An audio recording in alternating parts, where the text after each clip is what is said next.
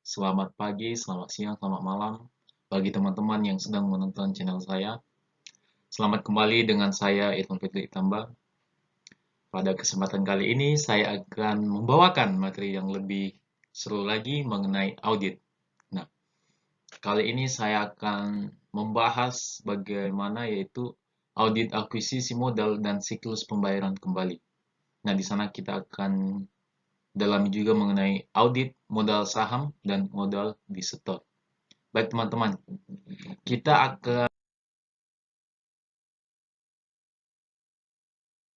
bagaimana desain dan cara melakukan tes kontrol atau tes substantif transaksi dan tes rincian saldo untuk modal saham dan laba ditahan.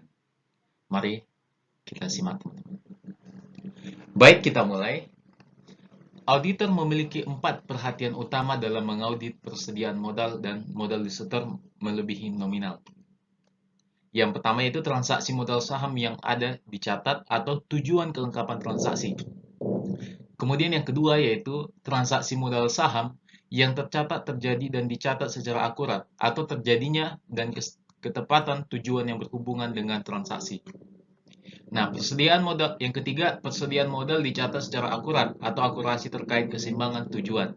Yang keempat, saham modal disajikan dan diungkapkan dengan benar atau keempat tujuan penyajian dan pengungkapan.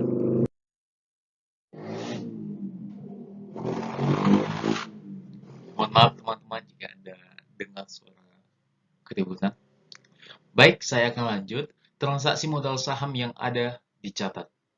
Auditor dapat mengkonfirmasi apakah ada transaksi modal saham yang terjadi dan keakuratan yang ada di transaksi dan kemudian tentukan apakah semua transaksi tersebut telah dicatat. Untuk mengungkapkan penerbitan dan pembelian kembali dalam saham modal, auditor juga meninjau risalah rapat Dewan Direksi, terutama yang mendekati tanggal neraca dan memeriksa buku catatan saham yang dipegang oleh klien. Transaksi modal saham tercatat terjadi dan dicatat secara akurat. Audit ekstensif diperlukan untuk transaksi yang melibatkan penerbitan modal saham seperti penerbitan saham modal baru secara tunai, merger dengan perusahaan lain melalui pertukaran saham, saham sumbangan, dan pembelian saham treasury. Tujuan terkait transaksi yang terjadi biasanya dapat diuji dengan memeriksa berita acara rapat Dewan Direksi untuk otoritas yang tepat. Di sini auditor dapat dengan mudah memverifikasi keakuratan pencatatan transaksi modal saham tunai dengan mengkonfirmasi jumlah tersebut dengan agen transfer dan melacak jumlah tersebut mencatat transaksi persediaan modal ke penerimaan kas.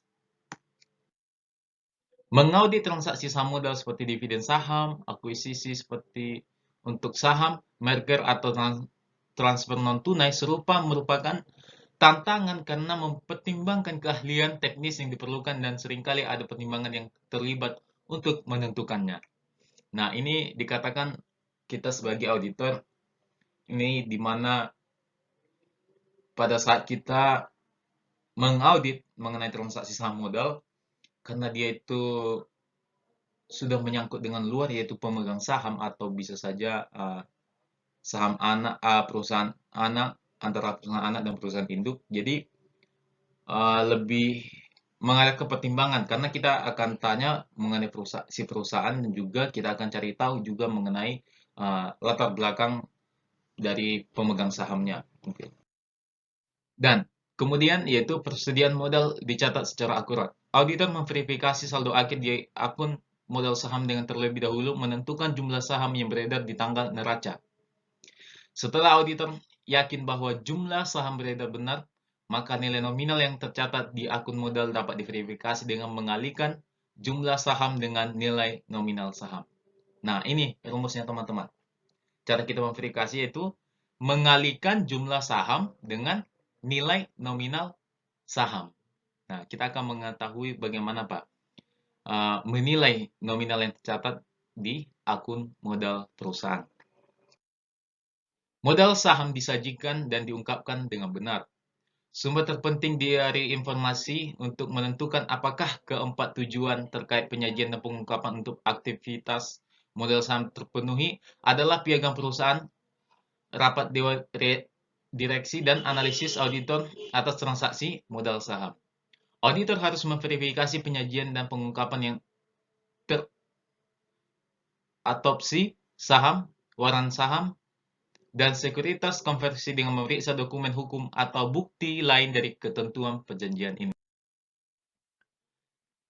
Nah, kita akan membahas mengenai audit dividen. Kita sudah cerita tadi mengenai saham, bagaimana cara menilai saham, bagaimana kita dapat mempertimbangkan transaksi-transaksi yang mungkin sangat krusial untuk terjadinya kecurangan.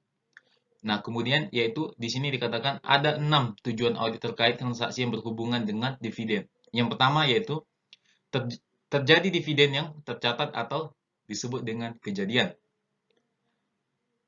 Kedua, dividen yang dicatat atau disebut dengan tujuan audit yaitu kelengkapan. Kemudian yang ketiga, dividen dicatat secara akurat atau disebut dengan akurasi. Dividen dibayarkan kepada pemegang saham yang ada. Ini yang disebut dengan kejadian juga. Yang kelima, hutang dividen dicatat. Ini adalah kelengkapan. Dan keenam, hutang dividen dicatat secara akurat. Dan ini disebut dengan akurasi. Jadi, dari 6 ini yaitu ada 3 tujuan audit yang tercantum, yaitu mengenai kejadian ada 2, kelengkapan 2, dan akurasi 2. Jadi, ini adalah tujuan audit yang digunakan dalam bagaimana kita mengaudit daripada dividen. Jadi kita harus cari tahu apa yang terjadi, apa yang dicatat di sana yaitu dividen, dan bagaimana pencatatannya, bagaimana pembayarannya, sistem pembayarannya, dan juga bagaimana dividen ini dibayar atau prabayar atau dia itu sebagai hutang, mungkin begitu. Auditor dapat memverifikasi terjadinya pencatatan dividen dengan memeriksa berita acara rapat direksi untuk otorisasi jumlah dividen. Baik, jadi kita lihat tadi dikatakan juga di saham dan di dividen bahwa kita harus memeriksa berita acara pada saat rapat direksi. Nah, jadi mungkin kita berarti pada saat rapat direksi mungkin kita harus mengetahui bagaimana berita acara pada rapat tersebut. Prosedur audit yang terkait erat adalah dengan meninjau arsip permanen audit menentukan apakah ada pembatasan pada pembayaran dividen dalam perjanjian obligasi perjanjian atau ketentuan saham preferen atau yang disebut dengan saham mayoritas. Kemudian, jika klien menggunakan agen transfer untuk membagikan dividen, jumlah total dapat dilacak ke entry pengeluaran tunai ke agen dan juga dikonfirmasi. Nah, ini teman-teman. Auditor harus memverifikasi apakah pembayaran itu dilakukan pada pemegang saham yang memiliki saham pada tanggal pencatatan dividen.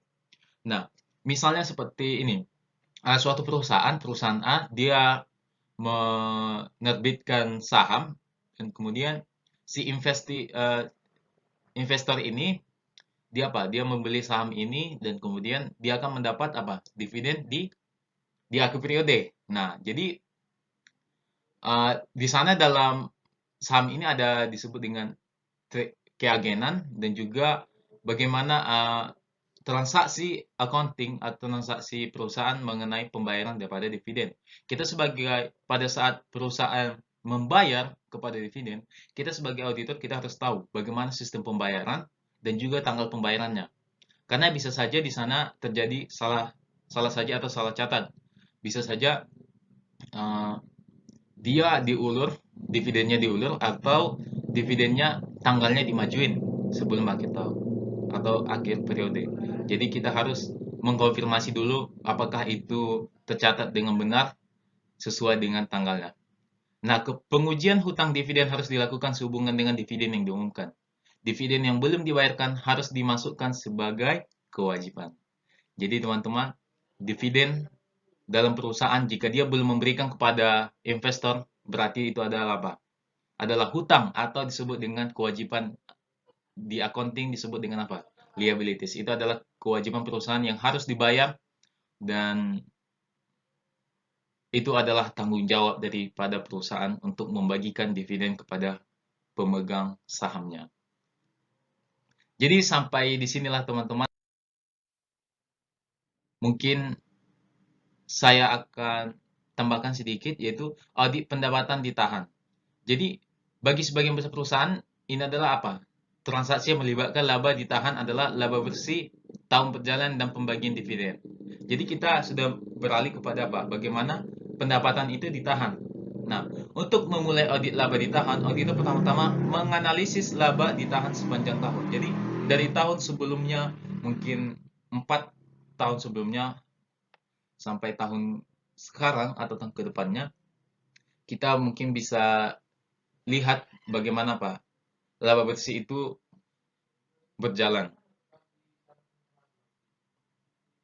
Untuk menyelesaikan audit kredit untuk laba ditahan, untuk laba bersih tahun berjalan, auditor hanya melacak entry laba ditahan ke angka pendapatan bersih pada laporan laba rugi. Jadi, yang perlu kita lihat teman-teman atau kita lacak yaitu apa? Entry laba ditahan. Bagaimana pencatatan laba ditahan dan juga angka pendapatan bersih atau gross profit pada laba rugi.